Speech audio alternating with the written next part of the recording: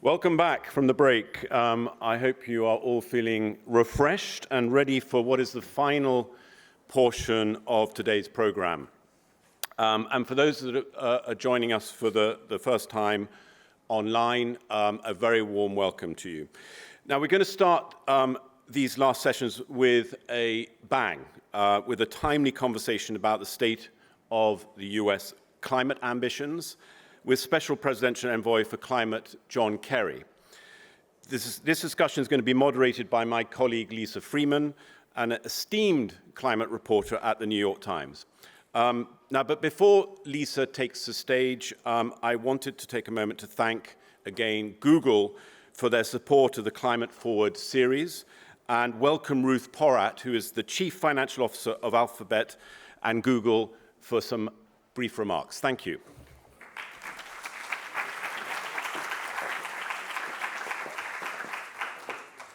Good afternoon. It is an honor to introduce this session featuring Secretary Kerry. And I don't need to tell you much about him. We've all known him for some time. We've seen his extraordinary accomplishments along the way. But for any of you who do want a brief refresher, please go to whatever your favorite search engine may be for a little more color. So I'm going to be brief. His remarkable career makes him uniquely suited for the role that he now has to address the complex challenges of climate change. When President Biden named him as Special Envoy for Climate, Secretary Kerry made an important statement, an undeniably true statement, and that was, to end this crisis, the whole world must come together.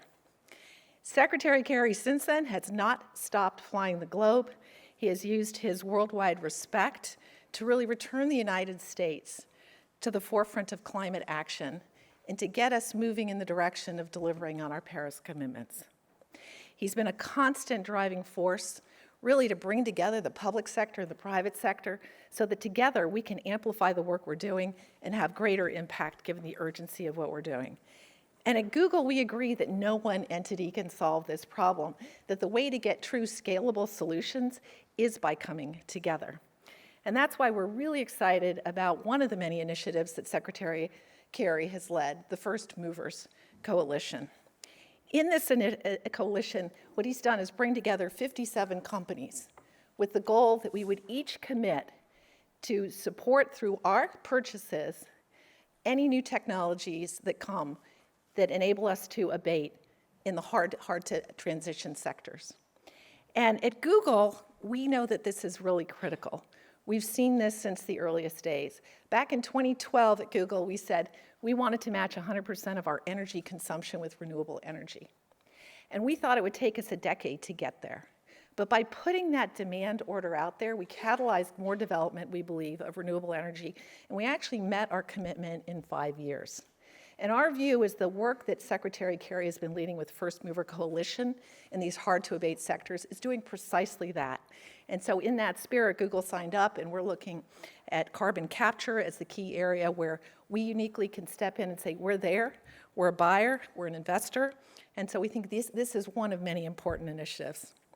Secretary Kerry's guiding motto regarding action is one we must all stick to.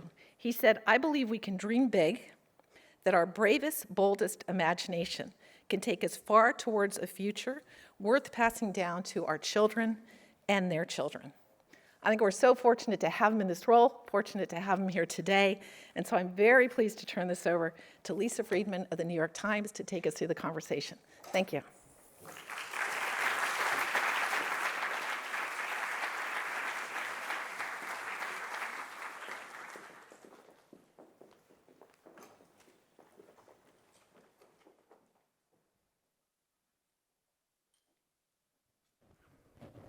Thank you very much, and thank you, Special Envoy Kerry, for having this conversation today. Just a few months ago, the global landscape on climate was not looking great. It looked like the United States would go to Egypt, the next COP, unable to secure climate legislation, under the cloud of a Supreme Court ruling making it harder to regulate climate emissions, and then in a surprise turnaround, Congress did it. The Senate announced a deal, Congress passed, and President Biden signed the Inflation Reduction Act, which includes $370 billion over 10 years in climate and clean energy tax breaks and incentives. It's the most significant climate legislation the United States has ever passed. I hope we can have a rich discussion today here about what that bill will mean for the US and for the global climate talks coming up in Egypt and a lot of the issues around that. Secretary Kerry, welcome. Thank you for being here. Thank you, Lisa. I'm delighted to be here. Let's start with the Inflation Reduction Act. Can you talk to us about how passage of this law has changed the international negotiating dynamics? Have the attitudes toward the United States shifted? Well, yes, in the sense that we're at a crucible with respect to our credibility, and if we hadn't delivered there, I think we'd have had serious challenges.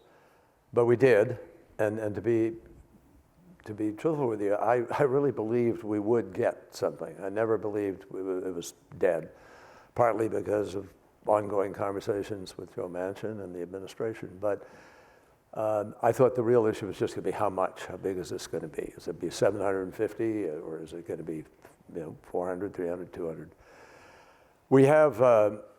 We have kept our credibility, but there are other issues brewing out there. It's not just the question of what we're going to do. By the way, the bill, President Biden's course that he's put us on, will get us to a 40% reduction on our emissions by 2030. But above that, because of the president's plan to do executive orders, and in addition to that, the states, we have 37 states that have renewable portfolio laws. People don't realize it, but even during the Trump administration, 75% of the new electricity coming online in America came from renewables. Obviously, President Trump wasn't aware of that, or he'd have stopped it. But it worked. And now we're in a position where we have 1,000 mayors. Mayor of every major city in the United States is seized by the issue. They're doing things locally with respect to building codes, recycling, transportation. So we're going to get over 50%. We will get to the 52% we promised. I believe we'll beat it because I see things happening in the marketplace already that are really exciting. And the technology is moving, developing. There are almost $1 trillion of venture capital now moving in that direction. So I'm very optimistic about the possibility. I know we will get to a low carbon, no carbon economy. We will. I don't know that we will get there in time to do what the scientists say, which is avoid the worst consequences by making those decisions. And that's the key for us now. As long as I've been covering this, I've heard people say, and I've heard you say, that America has to lead. And the suggestion has been that when America leads, others, developing countries, major emerging economies will follow. Maybe it's too much to expect major changes in the few weeks since President Biden has signed the Inflation Reduction Act into law, but we are not seeing yet other G20 countries increase their ambition, their targets. Why? Well, I don't think that's accurate, Lisa. Okay. We've had a campaign since the day I took the job in January 20th of last year, a year ago, working to raise ambition in countries all around the world, and companies. Private sector is a very large part of what we're doing. Ruth Porto just introduced me, and thank you, Ruth, for that, and for the wonderful visit I had out in California, where we got to go through some of what we're doing in technology, which helps advise me as to what level of enthusiasm to have and where we are. But the fact is, we're doing amazing things. And we started last year raising the ambition of countries all around the world. We worked with Japan, we worked with South Korea, we worked with Canada, our friends there. Europe, you didn't have to push hard because Europe had already moved ahead with a 55% reduction target, and UK went even further.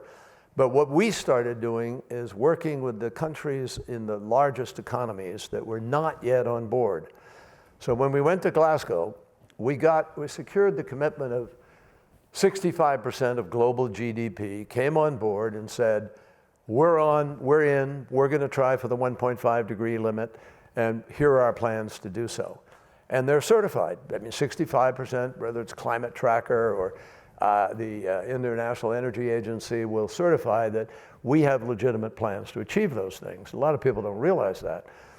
So it's not as if nothing's been happening. Sure. And you take the 65%, obviously that leaves you with 35% that didn't decide to come on. So we left Glasgow saying, okay, now we go to work and do the diplomacy with the other 35%. That's China, Russia, India, Indonesia, Mexico, Brazil, South Africa, and Saudi Arabia. And we're working with every one of them right now. We just had a meeting yesterday here in New York with Indonesia. We're this close to getting an agreement that they're going to raise their target on renewables and close some coal. And we will, we will provide technology and help provide the finance that will deploy that renewable. So that's the game right now. It's not a game, but that's the challenge right now, is how do we bring countries to the table? By the way, they want to do stuff, a lot of these countries. I was just in Nigeria and Senegal last week, and the presidents of both countries said, I'd like to be clean. I want our country to develop intelligently, but we have some gas, and we don't have electricity for a whole bunch of our folks. Are we not to use our gas? And if the answer is no, you shouldn't, then we got to say, what can you use and how do you get it? And are we going to help them get it? And there's too precious little of that kind of initiative. There's too little money currently moving towards that and towards adaptation and building resilience. Much of the world right now needs the adaptation. And that's one of the answers. But if we don't mitigate enough, if we don't create abatement in the creation of these emissions, all the adaptation in the world is not going to solve the problem. There's a bunch of issues there I want to come back to, the money, gas, Africa. But first let's talk more about these G20 countries and China specifically, right? I mean, China halted cooperation with the United States over tensions around Taiwan. They also suspended climate cooperation. Yeah. You're personally close with Xie Zhenhua, the climate envoy in China. Have there been any back-channel discussions with him? There has been back-channel outreach. This is very sad, actually. It's really a tragedy that we're in the place that we're in, because climate is not a bilateral issue. It's a universal, global threat. And it requires every nation to solve the problem. So if we have suspended a sort of dialogue by which we were making progress in talking about how we can help each other, we all get hurt by that. And I really hope China will decide sometime in the next days that it's worth coming back to this, because we owe it to humankind. We owe it to everybody on the planet, not to each other. And we shouldn't measure it in terms of what does this mean for the US, what does this mean for China? What does it mean for the planet? Because we're way behind where we need to be. And China and the United States, we agreed in Glasgow, we had long marathon negotiations, we agreed we would join together to work to reduce methane. And China agreed they will this year announce in the Egypt COP what their target will be for this ambitious, that's in the language, national action plan for methane. Now, methane is 20 to 80 times more damaging than CO2. Methane is now leaking all around the planet because the permafrost is thawing. Methane is just bubbling up in various parts of the world. And methane is responsible for 1/2 of all the warming on the planet. So the question is, how are we going to attack that? Well, one of the ways you do it is by stopping the leaks. There's no high-level science to dealing with methane. It's plumbing. It's plugging the leaks. It's shutting off the valve that allows you to vent, which is what happens with oil and gas companies. Stop the flaring. I mean, I drove by New Jersey not so long ago. There's a flaring going on right there. What's that about? And Texas still has flaring. So we're wasting unbelievable amount of value because that gas that's being wasted could be sold to help Europe now, could be sold because if you replace coal or oil with gas, you get an immediate 30 to 50% reduction in emissions. So that's a good thing for the next 6 to 10, 12 years. But at that point, you've got net zero 2050 looming in your horizon. You've got to be able to tail off the emissions. And that's the great challenge for us now, is not opening up a whole new infrastructure of gas, which has 30 and 40-year horizons and will kill our option of holding 1.5 degrees. So it's really important. China and the United States could have made a real dent. If we hit our target, we have set a target by 2030 of achieving a 30% reduction globally in methane leaks, emissions. If we achieve that, that is the equivalent of every automobile, every truck, every car, every ship in the world going to zero by 2030. Could you see a methane agreement sort of like Kigali, which will come up in the Senate this week, a methane treaty? Well, it's possible, but I think we're already aware. I mean, this is one of the things that has come out of U.S. leadership. We came up with this thing called the Methane Pledge. We now have 120 countries that have signed the Methane Pledge and that are moving to reduce their emissions and deal with methane. So in addition, we've created a thing called the First Movers Coalition. And we have about 65 companies globally, big companies, Google, Microsoft, Apple, FedEx, United Airlines, Lafarge Holcim, cement maker, Maersk, shipping container, largest in the world. They've all made pledges to send demand signals to the marketplace. And they've pledged, we're going to buy green now. So General Motors just joined. So we have General Motors and Ford and Volvo. They've agreed that 10% of the steel they buy that's going to produce their cars will be green steel. And there's a plant in Sweden now that's producing it. And because you have this demand signal from the marketplace, others will come in with their techniques and boom, all of a sudden people are able to buy green steel. Lafarge Holcim is making green cement. People are buying it not because it's green, it's actually better cement. So there are all kinds of benefits coming out of this First Movers Coalition. Sustainable aviation fuel, working on shipping. Now Maersk says the next 8 ships they buy or lease will be carbon free. So if that takes hold in the marketplace, and as solar and wind achieve an even greater foothold because they are cheaper than any fossil fuel, absolutely cheaper. And by the way, ladies and gentlemen, nobody accounts legitimately for the cost of coal, the cost of fossil fuel. Do they measure the warming of the ocean? Which is now 90% of the heat goes into the ocean. What's the cost of the warming of the ocean? What's the cost of black lung disease? What's the cost of, I know what the cost of children being hospitalized in America is every year because of environmentally induced asthma. That's 50 billion plus a year we spend. Is that in the cost? No. So we ought to cut the crap, frankly, and go out there and start measuring what the real costs are. We are letting contracts, the world generally is letting contracts for solar and wind, certainly solar, at 2 cents, 2.1 cents, 2.9 cents kilowatt hour. Now, they're also letting them for 7 and 8 cents in different parts of the world where they're just getting going, and the cost is higher of doing business.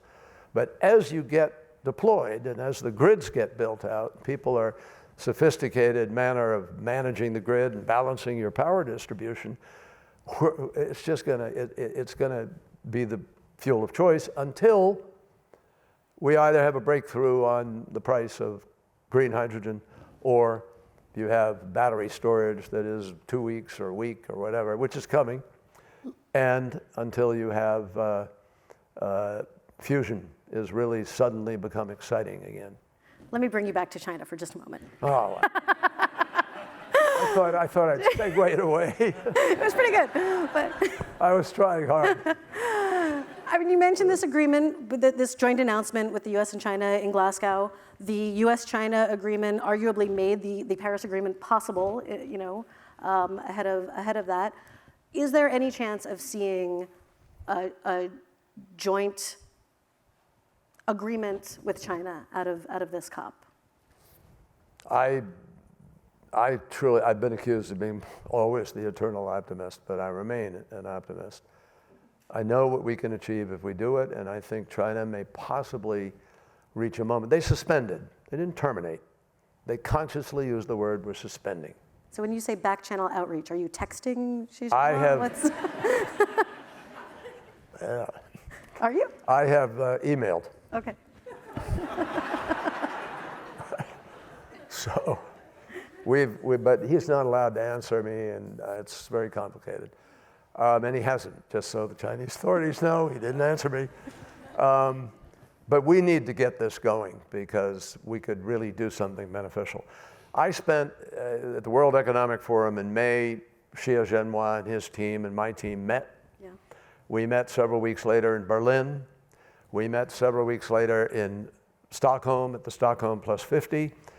And we were ready to meet right now, coming up in this critical period for several days in order to really try to hammer something out. I'm going to remain hopeful that President Xi may decide that, the point's been made and now we need to achieve something for the planet, and we are open to starting tomorrow, the next day. We'll see what happens. What does success at COP27 look like? It looks like the implementation of Glasgow is happening, and we call it implementation plus. The people who didn't, for whatever reasons, have the ability to have an ambitious, national determined contribution. NDC, as the parlance says. We want those people to step up and come in with one. So that's why we're working very directly with Indonesia, for instance. They will raise their NDC. They will lift their ambition. They will try to deploy more renewables, and they will try to shut some coal. And what we're trying to do right now is work on, and I've got important meetings on this in the next couple of weeks, to really focus in on how we're going to finance in a more robust and telling manner. For instance, the finance report of the United Nations on climate transition says we need $2.5 to $4.5, $5 trillion every year for the next 30 years. We're not even close to that. We're not even at the 100 billion that was supposed to be put together post-Paris. What's happening with the 100 billion? It's at about 90-something billion. It's shy of the 100. But it shows you the difficulty of getting appropriated money from governments anywhere. That's the problem. We want, we're talking about getting billions of dollars that will leverage the trillions. So I went to the 6 largest banks in the United States. Goldman Sachs, JP Morgan, Bank of America, Wells Fargo, State Street, et cetera. And I asked them when I began the job, how much would you legitimately put on the table to invest in a bankable deal? And they came up with about $4.16 trillion. That's without Larry Fink and BlackRock, who said, we'll do $1 trillion, and maybe more. And that's without bringing all the other asset managers of the world to the table. So we think there are tens of trillions of dollars ready to invest because it's going to be a moneymaker. It's the largest market the world has ever known, energy. 4.5 billion, 5 billion users today. It's going to go up to 9 billion users or so by 2030. We've never had a larger market. We've never had a more established capacity. And so if we will get about the business of creating those bankable deals, we can actually finance much of this through the private sector. For instance, if you produce electricity and you sell electricity in a country and you're able to deploy the transmission lines and the infrastructure, you can make money. And that's what people are doing right now. There are people building out in India with renewables, and they're going to make money. There are people building out in other parts of the world, here in the United States. We will have big solar fields, wind fields that are coming out, offshore also. And now the megawattage of those turbines offshore is up around 15 to 20 gigawatts. That's serious power from one turbine. Are there any agreements or deals that are perhaps made easier now that the United States has legislation to show for itself, not just regulatory and other efforts, but a climate bill Yeah, well, there's several, I mean, among the most important things in that legislation is the tax credit for investment and the tax credit for production. That is a huge, we just know this historically. Oh, that works. I meant, like, does having this bill make getting some agreements in Egypt easier than they might have been? And if so, are there new things on the table? Sure, absolutely. And I'll give you an example. We're working with Egypt right now. We're working with the EBRD, the European Bank. Egypt has agreed that they're prepared to take 5 gigawatts of gas production out, save the gas and send it to Europe to help them if the winter is tough or in the gas shortage because of Ukraine. And also accompanied by the deployment of 10 gigawatts of renewable. So you get 5 down on gas, 10 out and up in terms of renewable. That's a 15 net shift. And Egypt is prepared to do that. We have to find $200 million of concessionary funding to sort of grease the skids, to help with the transition, to do things that the company can't do or won't do, and to de-risk it a little bit. But otherwise, the marketplace will fund the actual transition, and we'll spend some $200 million of concessionary funding, which is worth it. So we're reaching out to philanthropy. I was with philanthropists last night here in New York. Many new philanthropists are coming to the table, trying to figure out how can we help more, what could we do? Well, they can help us create that leverage capacity from a deal that is not bankable to a deal that's bankable. Yeah. And they can give confidence to the marketplace by maybe buying insurance or taking the first loss. You know, there are any number of different things. We call it blended finance, and we've got to blend the finance to make this happen. We can do this, and I think there are ways we can attract more capital from the private sector to the table to do it, and that's something we're working on the next few weeks. Will President Biden be in Egypt for COP? We hope so. He has the G20 almost at the same time. So our hope is that the flying will work out, and then there's an ASEAN meeting right after that, so it's a little complicated, and he has a grandchild getting married in the middle of it, so I think he wants to be there. See what happens. UN Secretary General Guterres today accused oil companies, and I'll quote him here, on feasting on hundreds of billions of dollars in subsidies and windfall profits while household budgets shrink and our planet burns. He called on developing economies to tax the windfall profits of fossil fuel companies and redirect it to countries suffering loss and damage caused by the climate crisis. Do you agree? Well, I'm the climate envoy. Should the United States tax windfall profits and direct that money to loss and damage? If I were in the Senate today, I would personally vote for a windfall profits tax, and I think that it's not inappropriate to try to find some help in this endeavor which is being created by entities that get, and this we are all united on and public about. They are subsidized today to the tune of $2.5 trillion or something over the last 5 years, 440 billion or so last year. That's insanity. What are we doing subsidizing the problem?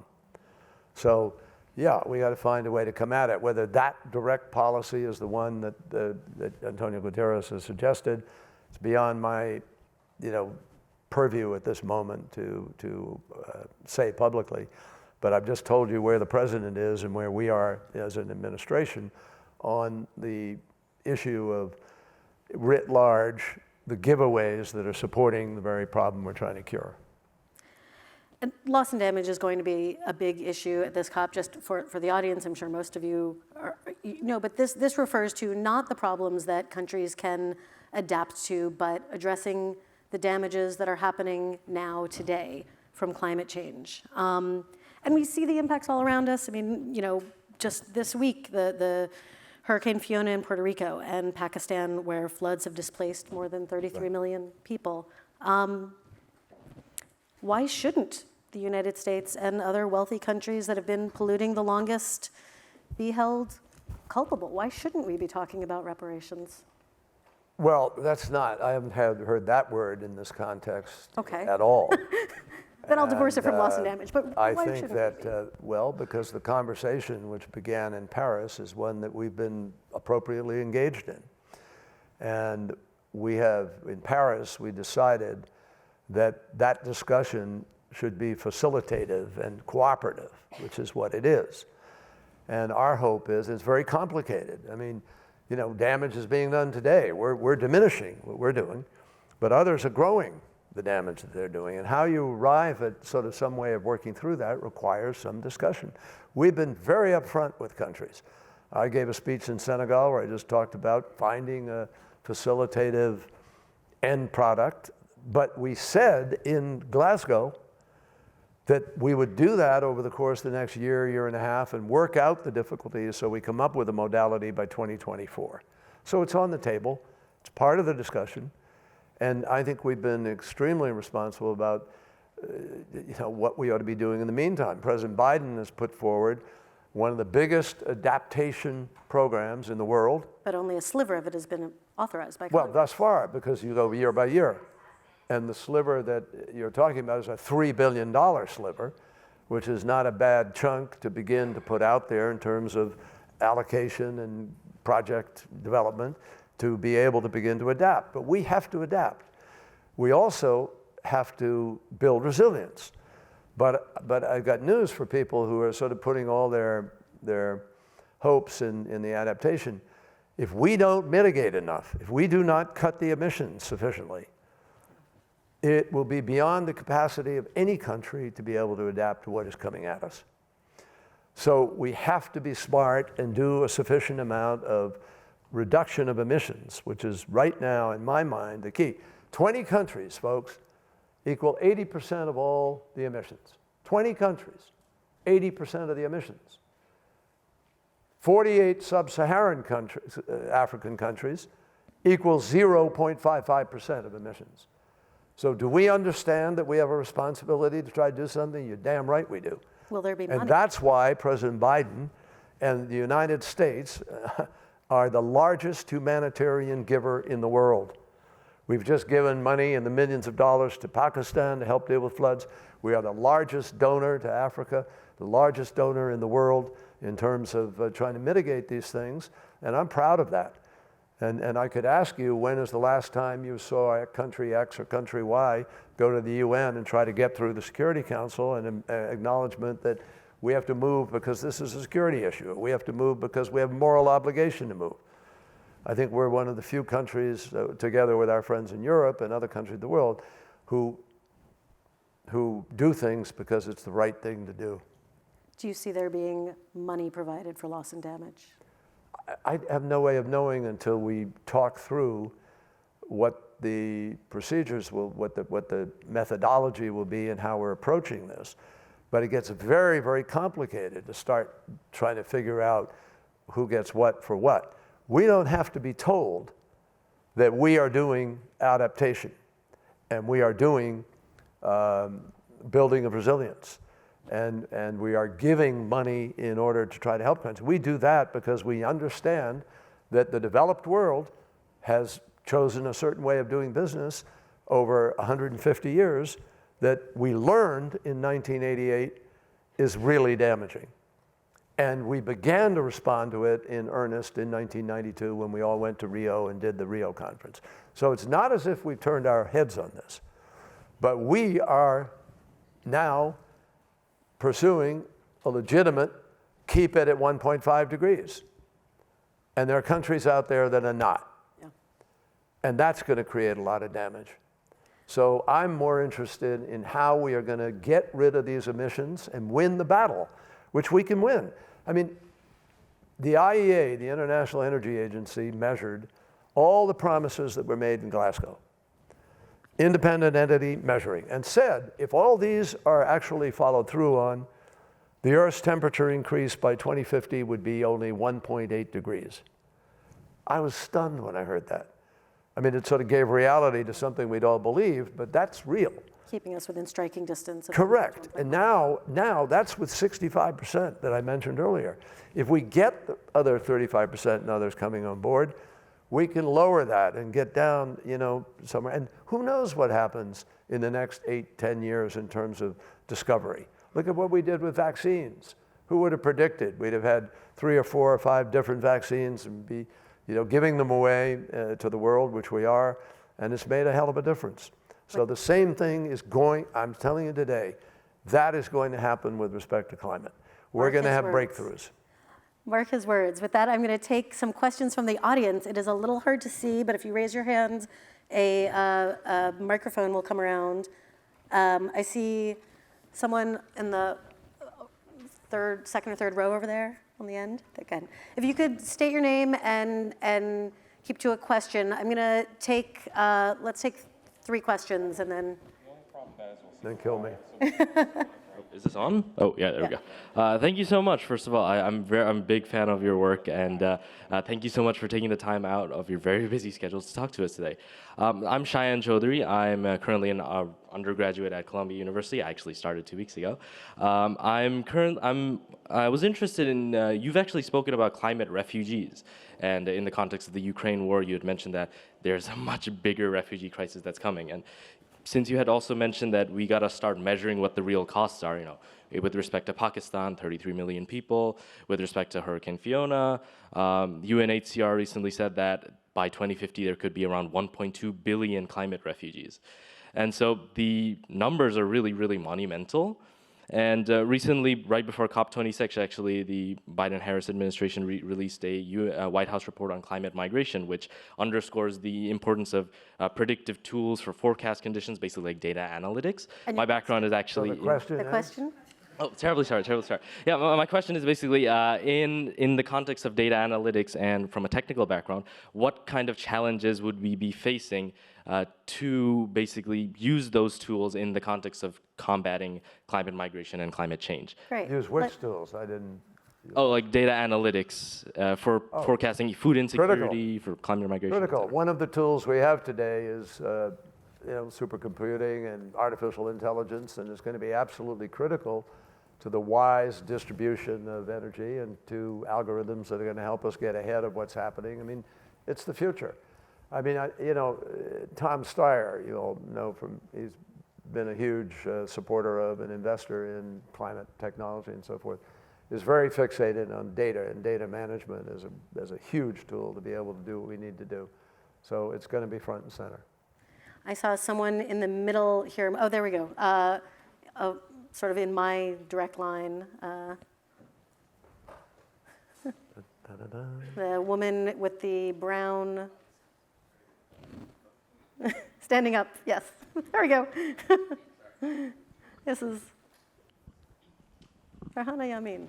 Oh, thank you. Thanks. If I can ask everybody to ask a brief question. I know I went on and long ago, but. Thank you. Well, I was an advisor to Tony de Bruyn from the Marshall Islands, and we helped negotiate the article that's in Paris on loss and damage. And this, the late Tony de Bruyn, I think, would be turning in his grave at the lack of action, including by the US, on that article, which was negotiated in extreme good faith. I heard today that Denmark made an announcement. The government Scotland put down money for loss and damage. Philanthropies have stepped up. What will you be doing to step up and actually put money into loss and damage? And what will you be doing to stop the inaction on procedural and legal and institutional wrangling, which the US is at the heart of, I have to say? You can remove all of that and establish the facility on loss and damage at COP27, which is the will of the vast majority of developing countries. Right. And all I can say is you're bringing a lot to the table, and we really applaud that. But the most important thing that the US can bring right now is honesty to COP27. Well, in all honesty, the most important thing that we can do is mitigate enough that we prevent loss and damage. And the next most important thing we can do is help people adapt to the damage that's already there. And we have a limited, we're not, you tell me the government in the world that has trillions of dollars, because that's what it costs. So we're now trying to mobilize the trillions of dollars. And I'm not going to take a feeling guilty. I know Tony, love him. But I'll tell you, I think I've talked to enough people who are involved in this battle, and you can't just set up a facility in 6 weeks. Let's be serious about this. We got to talk about how we're going to do it. How do you measure it? How do you allocate? What do you allocate? Where's the money coming from? You think this Republican Congress, where we couldn't get one vote for this legislation, is going to step up and do loss and damage? Good luck. So I'm in the zone of reality. If we don't lower our emissions, we're croaked. Absolutely croaked. And if we don't adapt starting now to the things that we can adapt to, a whole bunch of people are going to be hurt. 15 million people die every year right now because of the air quality that we have today. 5 million people are dying every year because of extreme heat. That's going to get worse.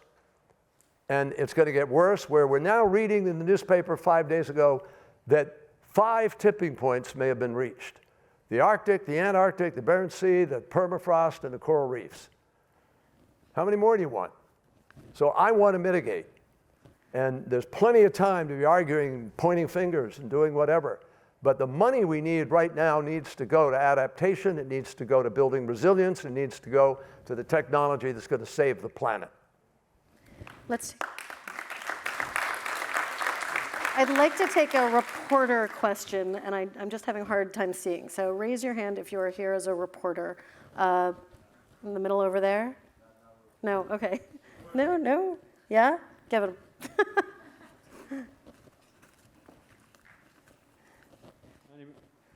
My name is Mark Hertzgaard. I'm with the Global Media Collaboration covering climate now. We're about 600 news outlets around the world. We reach a total audience of 2 billion people. Senator Kerry, I've had the honor of interviewing you before. I need to ask you about something that your former Senate colleague Al Gore said on this stage this morning. He said that he called on the Biden administration to get the head of the World Bank fired. He called the head of the World Bank a climate denier and said that Mr. Malpass, David Malpass, has no business running the World Bank at a time when the countries that we've seen on this stage today, and you yourself have dealt with for so many years, need help getting access to the finance they need to really push solar and clean energy forward. Yep. You represent the administration. Does the administration have confidence in David Malpass continuing as head of the World Bank? Well, I can't comment on what the status is of an individual. That's the president's decision, and there has to be a process. I will tell you this, though. I have been pushing for months, along with others in the administration, and it's an open door. I'm not pushing against a shut door, to have the process that Janet Yellen talked about some time ago, about a redux of a Bretton Woods. And earlier today, in a meeting that we just had with a big group of nations talking about development, we made it crystal clear that we all believe the time is past, that we have to have major reform and major restructuring with respect to the MDBs. Now, some of them have done a particularly good job. The African Development Bank is ahead of a lot of people. They're at about 67% allocation out to climate. And the Asia Development Bank is doing pretty well. The European, if I keep going, you'll get a feel for where I am. Do you have confidence in Mr. Malpass's leadership, sir? I said that it's not my decision, it's not up to me to be making pronouncements, but we need reform of the MDBs, we need a reinvigorated structure. We are the shareholders, we're largest, we are together with the Europeans, our friends, the Germans, the French, the Brits, et cetera. We're the shareholders. And it's up to us to pull people together and get that reform, and there's a lot of discussion about our doing that right now. We are at time, and I want to thank you, sir, for a wonderful discussion. Thank you. Thank you. You're wonderful. Oh, great. I'm not allowed to Bump, right?